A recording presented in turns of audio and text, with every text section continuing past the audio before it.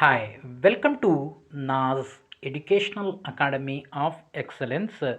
Andhra Pradesh 10th class public exams important questions ఈ series of వీడియోలో ఈరోజు మనం బయాలజీ అదే నేచురల్ సైన్స్ గురించి డిస్కస్ చేద్దాం. ఇక్కడ మా దగ్గర district common examination board Guntur ఈ డిస్ట్రిక్ట్ యొక్క మనకి బయాలజీ మోడల్ పేపర్స్ అనేవి అవైలబుల్గా ఉన్నాయి. అక్కడ అవి మొత్తానికి ఒక 4-5 ఉన్నాయి.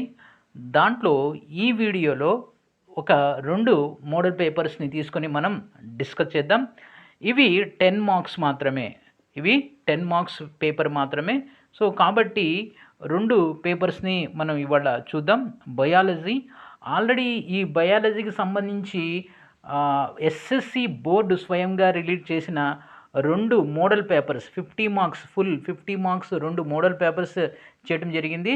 అవి చూడకపోతే ప్లేలిస్ట్లోకి వెళ్ళండి. మోడల్ పేపర్స్ అనే హెడ్డింగ్లో టైటిల్లో ఉంటాయి. అంతేకాకుండా ఈ బయాలజీతో మాత్రమే కాకుండా ఫిజికల్ సైన్స్ అలాగే రిమైనింగ్ సబ్జెక్ట్స్ ఇంగ్లీష్ ఒక్క ఇంగ్లీష్ తప్ప మిగిలినటువంటి అన్ని సబ్జెక్ట్స్ మోడల్ పేపర్స్ అలాగే ఇంపార్టెంట్ క్వశ్చన్స్ అన్ని డిఫరెంట్ వీడియోస్ అనేవి చేయడం జరిగింది. ఎవరైతే ఇప్పటి వరకు చూడలేదో ఒకసారి ప్లేలిస్ట్లోకి వెళ్ళి విజిట్ చేయండి. సో అవి ఖచ్చితంగా helpful. Okay, anyhow time waste చేయకుండా మనం ఇక క్లాస్లోకి వెళ్ళిపోదాం. ఇది గుంటూరు డిస్ట్రిక్ట్ పేపర్, ఇది 10 మార్క్స్ పేపర్. రైట్, ఇక ఫస్ట్ క్వశ్చన్ నెంబర్ 1 చూడండి. ఇక్కడ ఒక డయాగ్రామ్ ఇచ్చారు, దానికి రిలేటెడ్ 3 క్వశ్చన్స్ ఇవ్వడం జరిగింది. Which life process is shown in the above picture or above figure? Which life process is shown in the above figure? What are the factors involved in the life process? ఈ second question, first question, third question, ఈ 3 questions ఈ diagram related లేక ఈ picture related questions.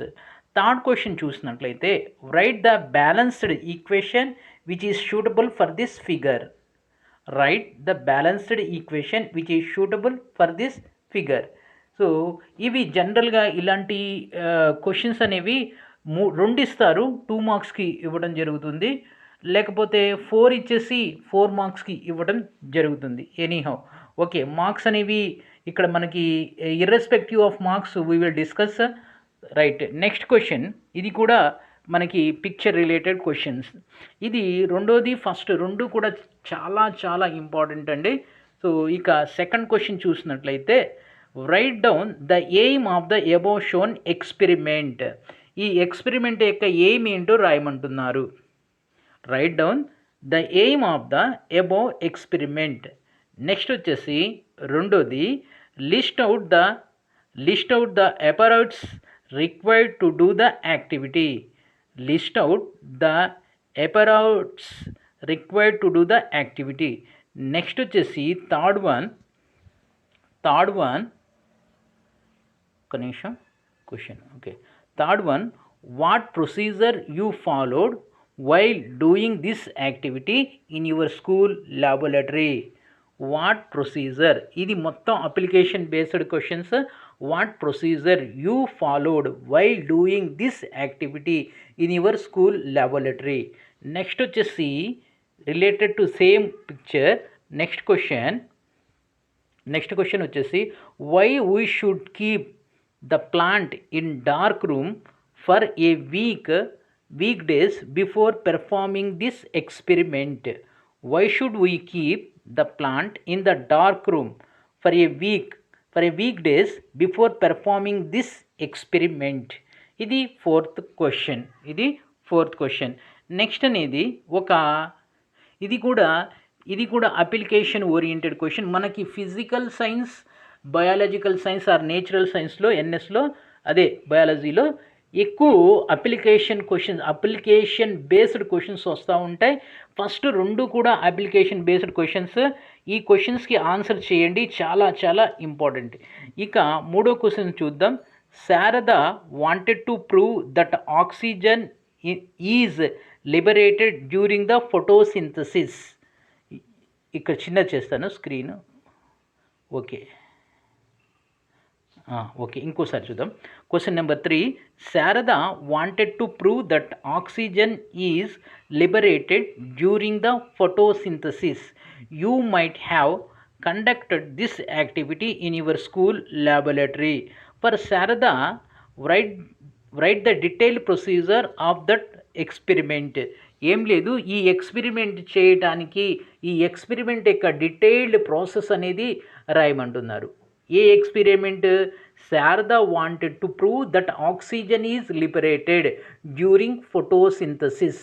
Photosynthesis అప్పుడు oxygen release అవుతుంది అని Sharada చెప్తుందనమాట. Sharada prove చేసిందంట, దాన్ని మనం కూడా ప్రూవ్ చేయాలంటున్నారు. For Sharada write the detailed procedure for that experiment.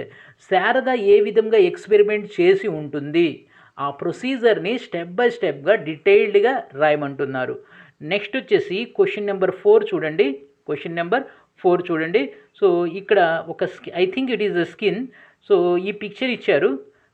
కింద identify the corresponding parts from A to K in the above figure and transverse section of leaf related picture idi. I think leaf skin or something. Identify the corresponding parts from A to K in the above picture and transfer section of leaf. Next వచ్చేసి fifth question. Draw a neat labeled diagram of cell organelle in which photosynthesis takes place. Draw a neat labeled diagram of a cell organelle in which photosynthesis takes place. Amma chudandi, I am not a biology teacher. If somewhere some pronunciation or some mistakes are there, so please consider it. So next, so what is the next? The same what it is called biology. ఇంకో 10 marks paper 2. ఇది కూడా మనం ఇదే వీడియోలో చూసినట్లయితే మనకి advantage అవుతుంది. So ఇక్కడ కూడా 5 క్వశ్చన్సే ఉంటాయి. ఒక 5 క్వశ్చన్స్ ఉన్నాయి. ఈ ఏదో కొంచెం స్పీడ్గా చూద్దాం, మీ టైం వేస్ట్ కాకుండా. సో మళ్ళీ చెప్తున్నాను, బయాలజీలో ఎక్కువగా అప్లికేషన్ ఓరియంటెడ్ క్వశ్చన్స్ ఉంటాయి. క్వశ్చన్ నెంబర్ 1 చూద్దాం. You know that there are 2 phases in the mechanism of photosynthesis. What are they? Explain these 2 phases in detailed manner. ఇది essay question, compulsory essay question. So చాలా బాగుంది question చూడండి. You know that there are 2 phases in mechanism of photosynthesis. What are they? Explain these 2 phases in detailed manner. Next one వచ్చేసి question number 2. ఒక paragraph ఇచ్చారు, కింద some questions ఇవ్వటం జరిగింది. In the living world all organisms are capable of surviving under different conditions and acquiring the food in different ways. We have studied about organisms that can capture light to produce their food. These are autotrophic in nature, while those that cannot be heterotrophs.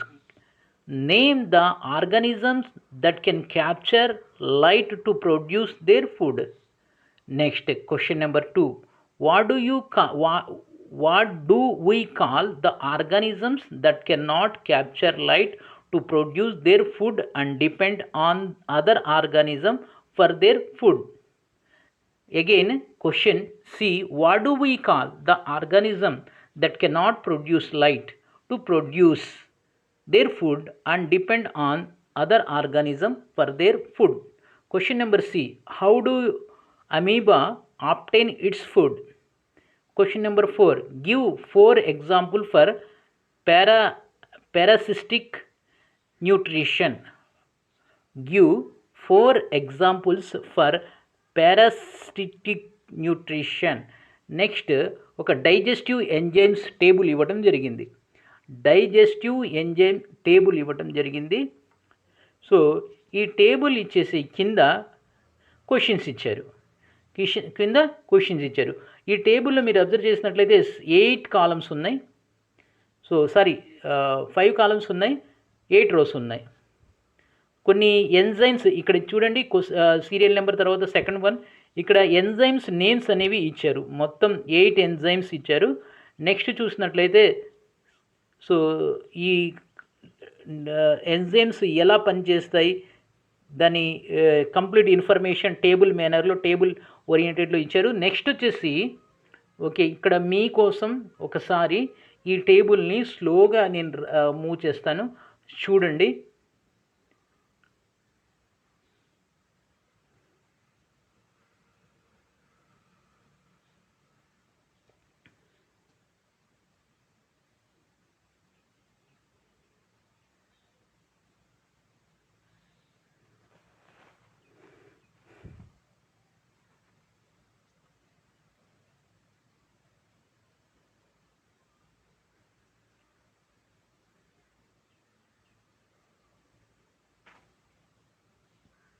Okay, right.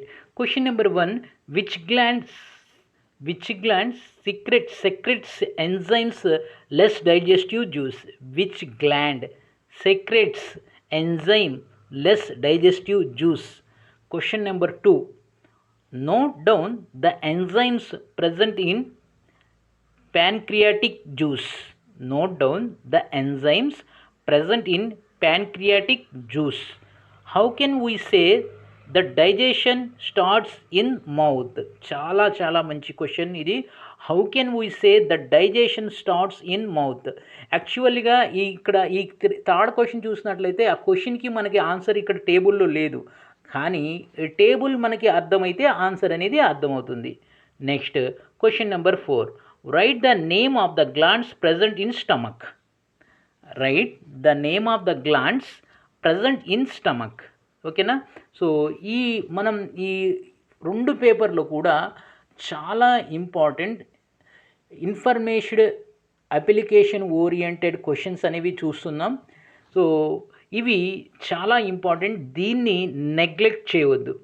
Write about nutrition in paramecium. Write down nutrition in paramecium. Next, fifth question, what is meant by digestion? Write the role of tongue in digestion of food. What is meant by digestion? Next, same, write down the role of tongue in digestion of food. ఇక్కడ మనం బయాలజీలో 2 important పేపర్స్ని చూసాం. ఇవి చాలా చాలా important. మనకి ఇక్కడ 10 questions మనం discuss చేసాం. ఈ 10 క్వశ్చన్స్లో 2 క్వశ్చన్స్ తప్ప 8 క్వశ్చన్స్ అన్నీ కూడా information picture related are figure related questions and table related questions. దీన్నే మనం సింపుల్గా ఇన్ఫర్మేషన్ బేస్డ్ క్వశ్చన్ అనవచ్చు, అండ్ దీన్నే అప్లికేషన్ ఓరియంటెడ్ క్వశ్చన్స్ అని కూడా అంటాం. ఈ క్వశ్చన్స్ని నెగ్లెక్ట్ చేయొద్దు. ఎక్కువ మందికి మార్కులు ఇక్కడే పోతాయి, ఈ టాపిక్స్ నుంచే పోతాయి. డైరెక్ట్ క్వశ్చన్స్ అయితే చదివేస్తారు, రాసేస్తారు. ఇలాంటి అప్లికేషన్ ఓరియంటెడ్ ఇన్ఫర్మేషన్ క్వశ్చన్స్ అనేవి చాలా నెగ్లెక్ట్ చేస్తారు. కాబట్టి జనరల్గా స్టూడెంట్స్కి నేను అబ్జర్వ్ చేస్తున్నాను గత కొన్ని సంవత్సరాల నుంచి. మార్క్స్ ఎక్కడ పోతున్నాయి అంటే ఈ ఇన్ఫర్మేషన్ బేస్డ్ క్వశ్చన్స్లోనే పోతాయి, దాన్ని నెగ్లెక్ట్ చేస్తారు. అదే ముందులే ఈజీగా ఉంటుందని. దయచేసి దీన్ని నెగ్లెక్ట్ చేయవద్దు. ఈ 2 పేపర్లను మీరు స్టడీ చేయడానికి మీకు మహా అయితే 15 minutes to 20 minutes of time అనేది పడుతుంది. దీని మీద కామెంట్ చేయండి పేపర్ ఎలా ఉందో. ఆ తర్వాత నెక్స్ట్ వచ్చేసి ఇంకా 3 బయాలజీ పేపర్స్ ఉన్నాయి, అండ్ రిమైనింగ్ సబ్జెక్ట్స్ చాలా వీడియోస్ చేసి పెట్టవలసి ఉంది. మనకి టైం అనేది తక్కువ ఉంది. అయితే నెక్స్ట్ ఏంటంటే మీ సపోర్ట్ మీద నేను చేసే స్పీడ్ అనేది డిపెండ్ అయి ఉంటుంది. మీరు ఎక్కువ మంది చూసి ఎక్కువ మందికి షేర్ చేస్తే నాకు ఒక ఎనర్జీ వస్తుంది, ఓకే యూజ్ చేసుకుంటున్నారు అని, అప్పుడు నేను స్పీడ్గా చేయగలను. It is total depends upon your response. Anyhow, ఇది మీకు నచ్చినట్లయితే లైక్ చేయండి, షేర్ చేయండి, సబ్స్క్రైబ్ చేసుకొని ప్రక్కనే ఉన్న బెల్ ఐకాన్ని ప్రెస్ చేస్తాం మర్చిపోవద్దు. Thank you.